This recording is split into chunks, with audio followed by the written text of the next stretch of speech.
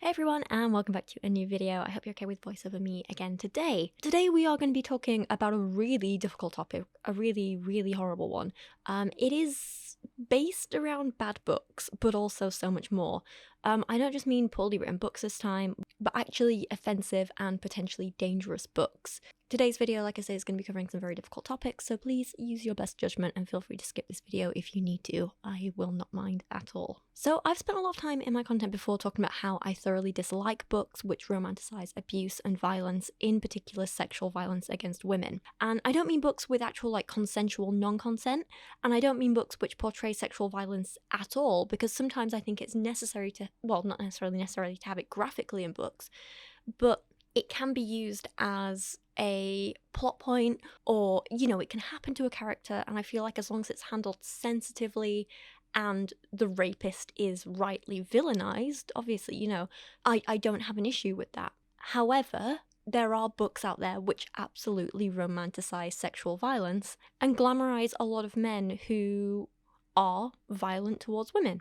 An example of this would be books like the Harrow Fair series, which I've reviewed here on my channel before, which has the main character and narrator quite literally, she has previous trauma from being anally raped, and then she is once again in the final book anally raped, but this time by the main love interest, who does it to her without her consent, simply because he can't stand the thought of another man having a part of her that he hasn't. And during this scene, she struggles, she cries, she begs him not to, but he ties her up and does it to her anyway. And it's very graphically described. And in the end, she orgasms, so it's all forgiven, and she goes on to marry him. That's what I mean by romanticization of sexual violence against women. This is undoubtedly simply romanticized rape, romanticized abuse, romanticized violence against women, and I think it's offensive and unhealthy and disgusting. This isn't roleplay or kink or even dubious consent or consensual non-consent. I know, Kyra's grumbling here.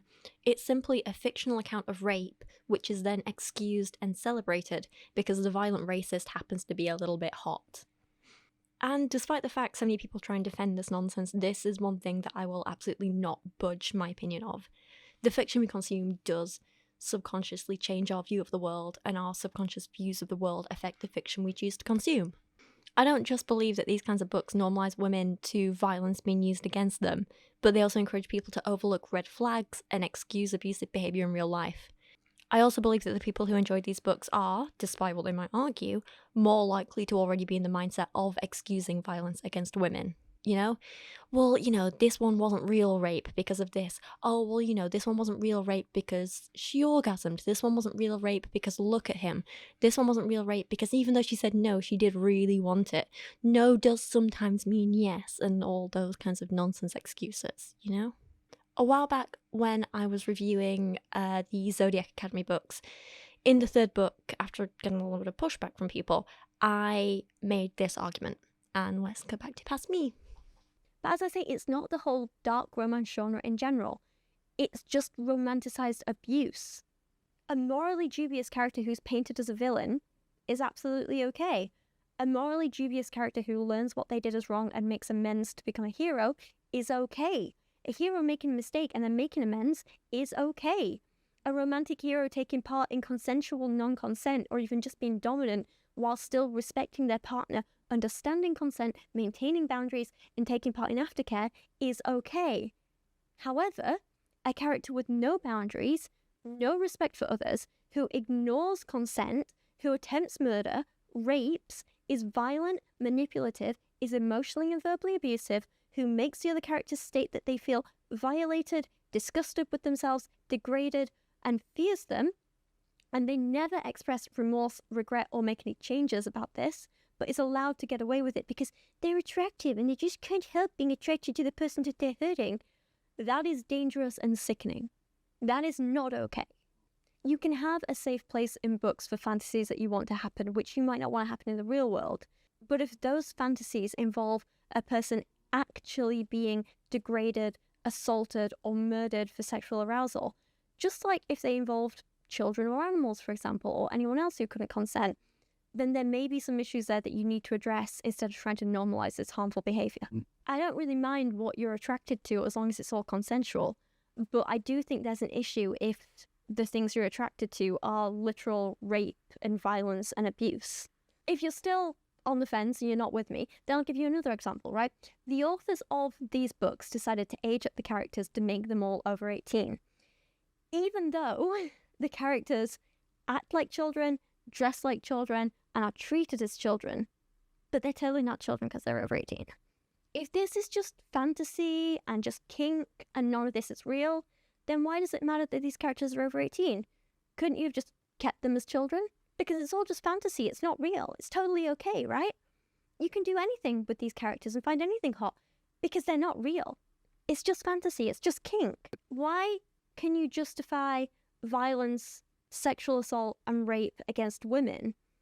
Because it's all just fantasy, but you can't justify it being done to children. Maybe it's because you know that sexualizing children is wrong. Children can't consent, and it's uncomfortable to read about raping a child, right? You wouldn't want a book that described raping a child in detail and telling you to get off on it because it's hot and sexy, would you? Well, at least I hope you wouldn't. But if you don't want to read about a child getting raped, then why are you okay with reading about an adult getting raped? Why is it okay if it happens to a woman? Why is a child who can't consent off limits, but a woman who can't consent is considered sexy? I think they're both absolutely horrific. And I think the problem is when we're told that rape and violence against women is supposed to be sexy and hot, it just highlights this huge problem we have about how violence against women has been so normalized and become so pervasive in society that we think we can justify it in various different ways. Oh, it's just a kink, just a fantasy. If you're saying it's just a kink, just a fantasy to watch women being raped, assaulted, and degraded, then that's not empowering. That's feeding into these patriarchal norms where women are treated as disposable objects to be used and abused and thrown away. You're not empowered by reading this. You're part of the problem in oppressing women. And this is sadly incredibly relevant today because this is something we have actually seen happen recently. Tori Woods is an author who has previously published 2 erotic novels. I don't really want to call them romance because there's very little romance in them. They're just explicit sex scenes strung together with poor dialogue and spelling mistakes. They're basically just porn in book form. There's not really anything else to them. Tori as a person, well, we'll find out a little bit more about her personal life later, but without a doubt we can say she is into much older men than her. And so she uses this as a feature in her books. Her first novel, Mistlehoe, and I can't believe I'm saying that, is about a young girl who visits a sweet shop at age 11 and decides she wants to work there. 10 years later, she returns and gets a job there, and she starts dating her boss's son, who is an absolute caricature of an abusive partner. But at least he's age appropriate. This is disgusting, sorry. But if I had to read this, so do you. He reeks. I have to control my gag at how putrid he smells. I can't even pinpoint where the smell is coming from or what's worse. He has this general body odour like he hasn't showered in days or changed his underwear. It's musky in the worst way. His breath stinks of stale alcohol and unprocessed food, and his teeth are stained yellow. There's also a white film coating his tongue. He has oil stains on his shirt and greasy hair. What tips me over is seeing his bulging belly flop over the waistline of his tight tracksuit pants, and this is disgusting, and a slice of cheese melted to his hairy skin. Come here, we haven't been together in ages. Haven't kissed you in forever. He starts towards me again, but I back round the bar to put space between us. You ate Doritos. You know I can't stand Doritos breath. Doesn't mean you can't suck my or let me stick my in your. Come on, it's been like 2 months. You always have a sore stomach, or you're on your period, or you come home too late, or you have diarrhea or something. All excuses I have used to evade him each week. It hasn't been that long, I lie in an exaggerated tone. It has. I need some loving sugar, he whines. Not tonight, I'm dead tired from today. You're a lousy girlfriend. Come on, just sit on it for a bit. I gulp back some vomit that has clawed up my throat. I can't think of anything worse. When I firmly shake my head, his tirade continues, solidifying the start of the end of our relationship. So, again, I'm all for portraying abusive relationships in books because I think, it's something that I've been through and a lot of women have been through, and a lot of people, really. And it's something we need to see represented because, it helps people understand what we've been through. It helps them have empathy. It's a really important... But this is just not handled appropriately. It's not... It's exaggerated. It's a caricature. It's kind of offensively done. It undermines the seriousness of the issue. So that's where we're at with her writing style. But this isn't the problem, don't worry. I mean, like, it's not good, but it's not necessarily as dangerous as what we're going to get to. So our narrator Holly and the boyfriend break up, and instead she gets a crush on her much older boss and the ex-boyfriend's dad, 41-year-old Chris. So he's 20 years older than her. This book opens with our narrator Holly acting like a literal child and jumping up and down on the spot, giggling, wearing a tutu and knee-high socks, and curtsying to people. Throughout this book, she is constantly infantilized and written as acting a lot younger than she supposedly is. Suddenly I'm giddy at the prospect of being alone with him. With a toothy smile I toss back at him, I have no doubt he can see my molars. Jumping up and down on the spot like an excited kid in a candy shop, I nod enthusiastically. I can't wait! I swear as I bounce, his gaze flicks to my chest, but I might just be horny because there's no way he would look at me that way, let alone his son's ex-girlfriend. I wish. It's a pretty red and white candy stripe dress with a tutu layer underneath that flares out. I usually pair it with knee-high socks with red bows at the top of my thigh to complete the look, with either a red bow or a matching candy stripe hat that gets pinned on. I do a little curtsy to highlight the effect of the uniform. He repeatedly calls her, and I'll remind you this is his employee, like there would be a lawsuit in the real world here. He repeatedly calls her honey, angel, sweetie, sweetheart, sugar plum, honey bunch, and a range of pet names that get increasingly more sickening as the book goes on. They're just from like the first 2 chapters. It gets more and more and more. It's a lot. It also turns out they both have weird Christmas-related fetishes. So they meet on an app, have anonymous sex wearing masks twice before they realise who the other is, and then they have a full-on affair, which is just sex scene after poorly written sex scene. And again, this might not be... You know what, actually, yeah, there are good things about this book, despite it being poorly written, because unlike a lot of the crappy romance and erotica I've read and reviewed for this channel, they actually discuss things like boundaries, safe words, and consent beforehand, which is, you know, genuinely really good to see. That's really good. And so it might not be so bad if not for the fact the author constantly mentions how little and young and childlike Holly is. They make her act as childlike as possible constantly, and it's very clear that they only aged her up, like, as a technicality. Like, ideally this woman wants to write her as a child. Yeah. There's a bit where Chris is narrating, and it's like, you're young and sexy, even if that douche of an ex-boyfriend doesn't think so. You have a body that would drive men mad, and not to mention, you have this sweet and sexy virginal thing going on. She has this ice blonde hair, which is somehow her natural colour. It's so damn silky and smooth. Every time her ponytail accidentally swooshes against my skin, I inwardly groan. Her F-me lips have sucked on my lollies countless times and are teasingly tantalising, and don't even get me started on her large, natural, perky, barely legal breasts.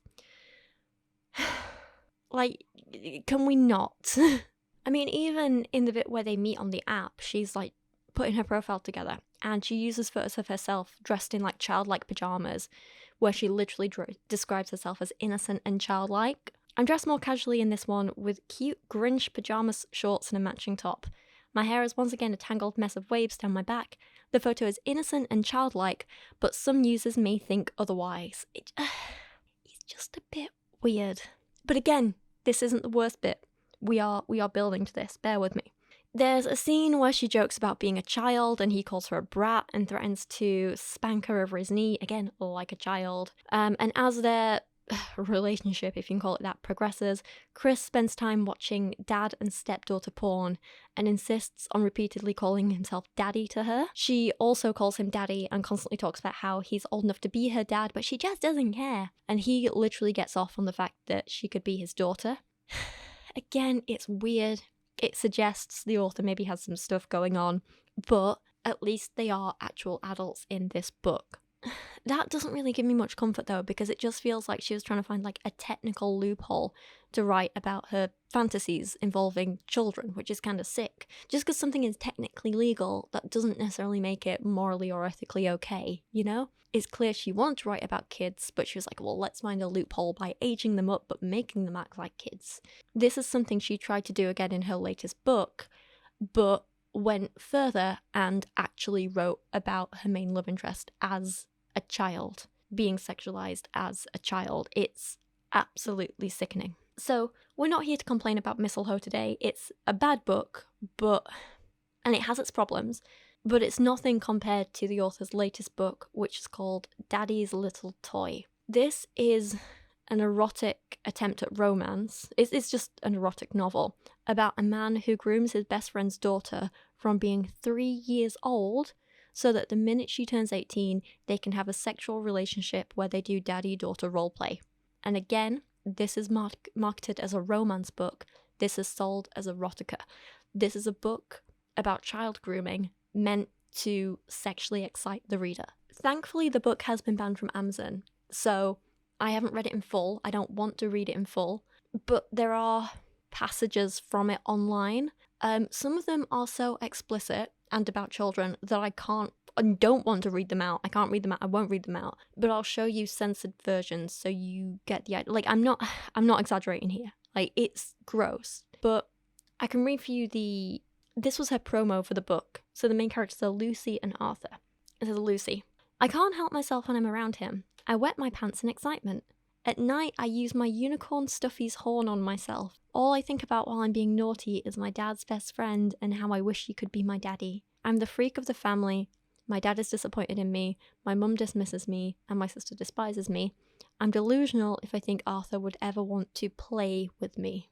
And Arthur, my juicy Lucy. She's finally 18. I've wanted her longer than I can ever legally admit. She doesn't know it yet, but she's going to be my perfect little toy. My precious little unicorn, and I'm going to be her daddy. When I see her playing dress-ups, I forget about the fact she's my best friend's barely legal daughter, or that her mum hasn't protected and cherished her like she should. All I know is she's meant to be my baby girl.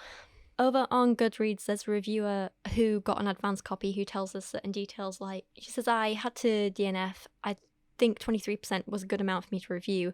This book has one problem, and it should be on the trigger warnings. It has paedophilia. The male main character started noticing the female character when she was 3 years old. And then we get a quote from the book, which is, wanting a woman as sweet as my friend's toddler daughter Lucy, who was 3 at the time. And then this is the bit that I'm going to have to heavily censor because it's so sickening. But it talks about peeking between the child's legs. There's talk of descriptions of a literal 3-year-old child's genitals. It's absolutely grim. Actually, no, that one might not be about the 3-year-old, but it was definitely when she was still a child. The reviewer says, I can't remember how old she was here, but still a child.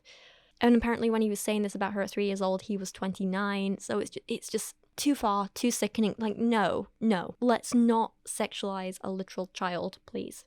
Another person on Threads this time pointed out that not only that, he mentions in the sample, which I skimmed, that his daddy friends have known about my depraved thoughts for a couple of years now, keeping me on the straight and narrow while I waited for her to become of legal age. That's just grooming right there. Waiting until it's legal. Like, grooming.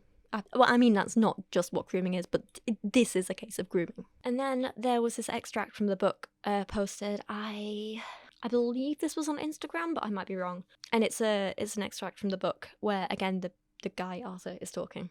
I made an off-the-cut comment about wanting a woman as sweet as my friend's toddler daughter Lucy, who was 3 at the time. I mentioned her infectious energy and how I just wanted to make a woman laugh, smile, and feel special and precious. Someone who I could just look at and all of my life's stresses would just melt away. My son didn't need another mum.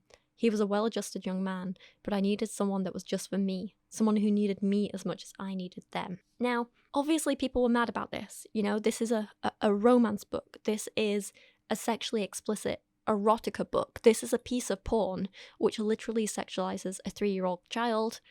It's about child grooming. It is absolutely wrong and it is disgusting, and people were understandably and rightfully mad about it. Thankfully, like I said, this book has been banned from Amazon. On doing some digging though, people found that Tori Woods is actually a pen name and that she'd previously published books with similar themes under the name Lauren Ashley. However, while writing as Lauren Ashley, she was caught plagiarizing another author's work and so couldn't use that name anymore. After Lauren Ashley, she went on to write under the pen name L.R. Meadows and then eventually became Tori Woods online. However, all 3 of these names are pen names, and on more digging, people found that her real name is actually Lauren Tesolin-Mastrosa, and that she is currently a 33-year-old woman who is married to a man 13 years older than her. Apparently they've been together for 15 years, which means they met or at least got married when she was 18 and he was 31. Creepy as hell. And they apparently have 2 young kids together. So I do feel like she's kind of writing from personal experience here.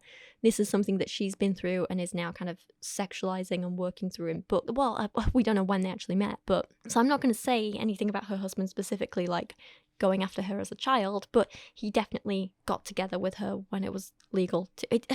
It's difficult because I feel like I maybe have some sympathy for her if this is stuff that she's been through and whatever, but at the same time, like, that's not an excuse to romanticize abuse and sexualize children in your own writing, you know? Again, a lot of people with dark romance are like, well, you know, I write this stuff about women being abused and raped and I make it sexy because that helps me deal with my trauma.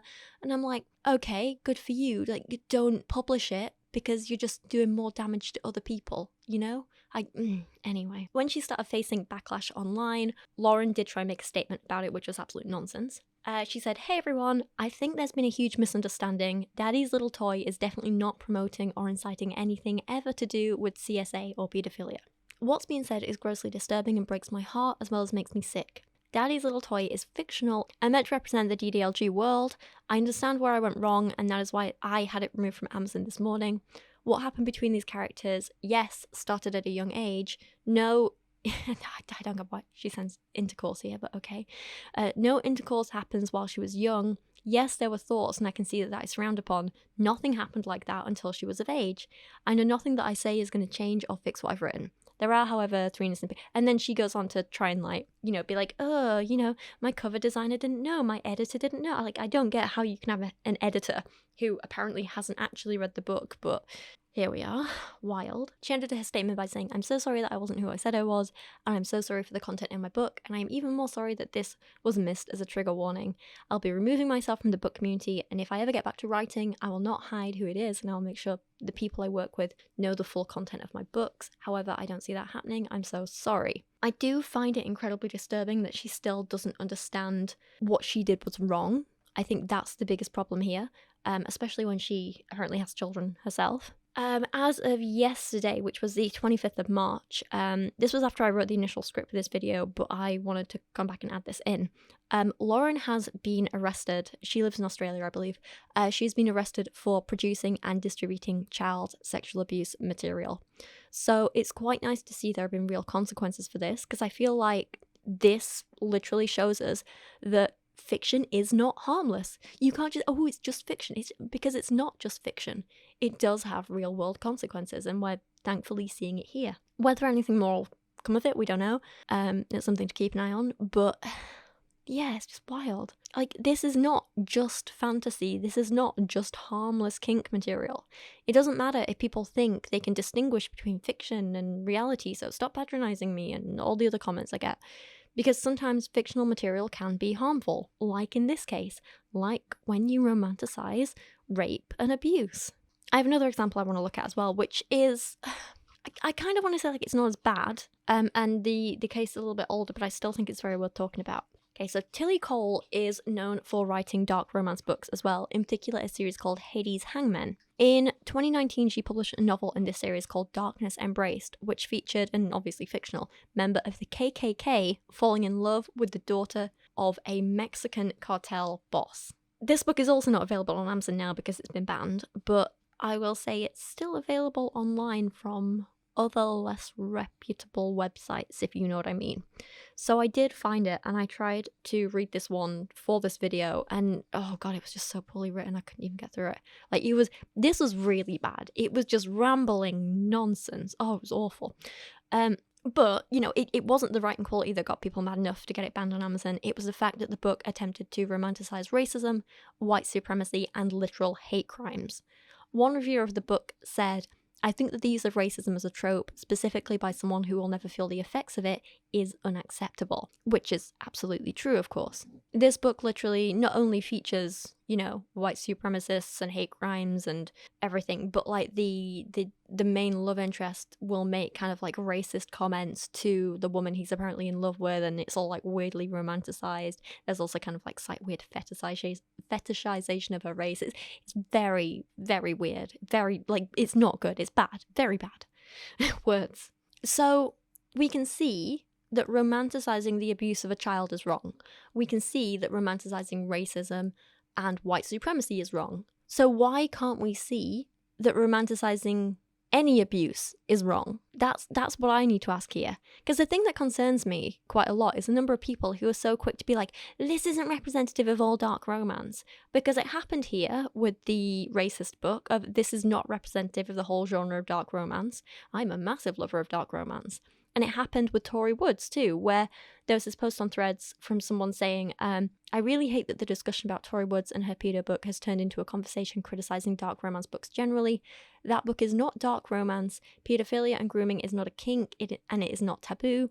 This book is not a gateway to criticize all of the dark romance books that have nothing to do with this. Leave them out of this. And if dark romance was different, then I would agree. But the majority of what I've seen in a lot of dark romance, like, I think they're wrong. I couldn't disagree more. I think this is a good reason to criticize certain books in the genre, you know? If dark romance was just about slightly darker topics, or about things like consensual non-consent, or BDSM, or it just had morally ambiguous characters, then this might be true. But in my experience of making a lot of these videos on the topic and having read an embarrassing number of books for these videos, I actually find that what is more typical of dark romance these days is a problem, because it is primarily about the romanticization of violence against women. And I think that is absolutely fair to criticize. And I think looking at books that abuse children and, are racist and that sort of thing, like, that is a way of saying, well, yeah. So if we're not okay with this, why are we okay with the abuse of women? If, like, I'll just keep saying it, right? If we can quite rightly understand that, hey, racism is a very serious issue that hurts people, and it shouldn't be undermined or romanticized even in fiction, and we should not create romantic protagonists who are actively racist. And we can understand that, hey, sexual assault against children is a very serious issue which hurts people, and it shouldn't be romanticized even in fiction, and we should not create romantic protagonists who abuse children, then why the hell can't we understand, hey, sexual assault and intimate partner violence against women is a very serious issue which hurts people and shouldn't be undermined or romanticized, and we should not create romantic protagonists who abuse women. Why can't we understand that? Some people will be like, oh, well, it's different because they're adults. Like, okay. And the love interest of the racist character was also an adult. Does that mean we should be okay with sexy white supremacy? No. And the difference is, like, we say, like, oh, there's a difference between adults and kids because adults can consent and kids can't. But when the adults are not consenting, then it's the same issue. Non-consent is still non-consent, whether it's a child not consenting or an adult not consenting. Rape is still rape, no matter who it happens to. Assault is still assault, no matter who it happens to. I don't understand why people don't get this. Now, do I think an author like Catherine Ann Kingsley, who wrote a romanticized anal rape scene and tried to tell us it was sexy, should be arrested like Lauren Tesolin-Mastrosa was? No, of course not. But I do think she still deserves every ounce of criticism that people like myself have thrown at her. I think her worth is worth critiquing. I think it deserves critiquing. I think people should be warned about her work. And I do, personally, judge anyone who enjoys her work. Because I'm like, if you get off... Because that's the main point of these books, right? They're erotica. They're meant for people to, like, get off to, right? If you get off to what, or not watching, but, like, reading about a woman being anally raped, I'm going to be like, what's wrong with you? I don't understand why so many people keep making excuses for violence against women, both in the real world and the fictional world, And I just kind of keep asking, why do people do this? Why do people make excuses for it? Why do people downplay the seriousness of it? Is it perhaps because violence against women, especially sexual violence, is so normalized that we'll do anything to make excuses for it and downplay it and come up with excuses for why, well, it's okay, but it isn't as bad as such and such a thing because of blah, blah, blah, blah, blah, As I said, the whole point of erotica is, first and foremost, to sexually arouse the reader, right? So why can we agree that a person should not be getting sexually aroused by racism? Why can we agree that a person should not be getting sexually aroused by children or child sexual assault? But we can't agree that a person shouldn't be getting aroused by literal depictions of women being raped, assaulted, harassed, and degraded. And I'll say it again, these are actual descriptions of these things, not depictions of roleplay with consent, not depictions of BDSM with consent, not any sort of consensual non-consent. They are just straight up non-consent. They are straight up rape and assault. Within these fictional worlds, I'm talking about, stuff like Harrow Fair, Zodiac Academy, and so on. In those worlds, you have yes, they're fictional worlds, but within those worlds, you have actual women who are actually degraded and assaulted and abused, despite them fighting back and saying no and begging for it to stop and crying. And we see these literal assaults and rapes, and we are explicitly told by the authors, this is hot, this is sexy, don't you just love this rapist man? And that is what I have an issue with. This isn't like two people who love and respect each other being like, ooh, let's do a little bit of kinky role play, But they have safe words and they have consent and they discuss boundaries. It's none of that. It's just literal rape that we're then told is sexy, apparently. That is what I have an issue with. I just think if you can read a graphic description of rape and not be disgusted by it, you might need to have a word with yourself about what unconscious biases you have against women. If you find yourself making excuses about why it's okay to get off on assaulting fictional women, then again, I think you need to have a word with yourself, because that is just dehumanizing to women as a whole. So that is my rant done, and I'm just going to keep saying it. Let's not sexualize and romanticize assault against anyone, please, including children, and let's try and be a lot more conscious of the types of books we're consuming. I think in some ways it's good that readers of erotica have lines about what they will and will not read and what they think is or isn't socially acceptable. Racism is too far, child abuse is too far, as they absolutely 100% should be. So again, I have to ask, why isn't sexual assault against women too far? I just want to invite you all to think about that. If it's just fiction in your mind, then why are you disgusted by a child being assaulted but not a woman being assaulted? I feel like there are a lot of topics that I'm willing to admit my opinion could be swayed on, and there are many times when I've made a video on something and then my opinion has drastically changed afterwards. Like, that's happened plenty of times, but this is not one of them. I just don't think I'm ever going to be okay with sexual assault being sexualized and romanticized, and that's just that. That's where I'm at. But yeah, that's me done for today. Thank you for listening to this rant. I know it was a difficult one. I'm so sorry. I know it's a little bit dark, and I'm sorry if you could hear Kyra grumbling in the background. She is having a bit of a tough day with her legs today, and she's grumbly and she's unhappy and she just can't settle, poor girl. So she's been grumbling in the background, and I'm sorry about that. I feel weird doing self-promotion at the end of a video as dark as this, but I kind of, feel like I have to, because it's kind of part of the job. But if you like this video, please consider subscribing and leaving a like. That really helps. If you want to share it around online, you absolutely can do. Just I have a horrible feeling that people in like dark romance communities will not like it, and they will not hear sense, so maybe don't share it with them, please. If you'd like to help support my work, I do have a Patreon where you can get exclusive stickers and prints and really fun stuff at some of the higher tiers. And I also have extra bits on there, like some art videos and some cool photos and cute stuff on there, and script notes and all sorts. I have new merch available, which is really exciting. I've got these adorable couple of new designs. I've got my Silly Goose design, which is really cute, and I had a lot of fun drawing this little guy. He's simple, but he took me a while because I just wanted to get his little face right, and he's adorable. I've also got my little snail house design that I did myself, and I have a design that I worked with an amazing artist called Amy on, who goes by Pint Size Artist on Instagram, and it's this really cool octopus coming out of a book with mushroom and coral and all this fun stuff that I love. So you can get those designs now over on my merch store, along with all my other older designs as well. There's a lot of fun stuff on there if you want to check it out. But yes, thank you. That is me done. Thank you for listening today. Thank you for being okay with voiceover again. I appreciate that help a lot. And yeah, I'll see you guys again soon. Thank you so much. Bye.